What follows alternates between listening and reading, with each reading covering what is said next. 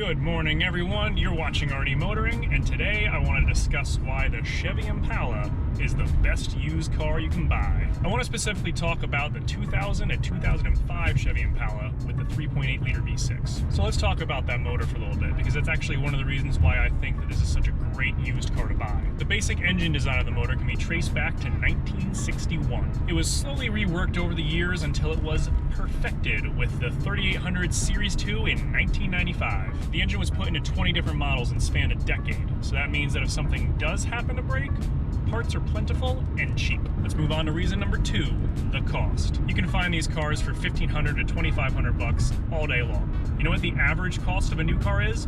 $37,500. You know how many Impalas you can buy for $37,500?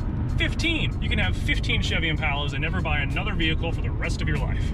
Another great feature of the Impala is space. These cars are incredibly roomy, and you can definitely fit at least one 6'6" human in the trunk, along with two 12-inch subwoofers. And on a lot of these cars, the front seat was actually a bench, which means you can drive around 6 people. Now, let's go over some cons. We have some squeaky plastic, a very outdated infotainment system, and by that I mean no infotainment system, and a little bit of a lack of modern safety features. But hey, we're on a budget here. Sure, you're surrounded by squeaky GM plastic, and you'll probably want to get an aftermarket radio with Bluetooth. The Chevy Impala is a great car for a great price. Mine, the one I'm in right now, has lasted me 7 years and over 180,000 miles, with no real issues. If I were to do it all over again, I wouldn't change a thing.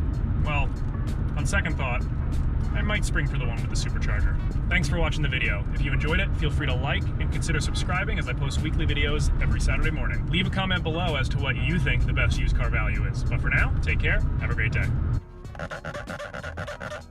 Squeaky.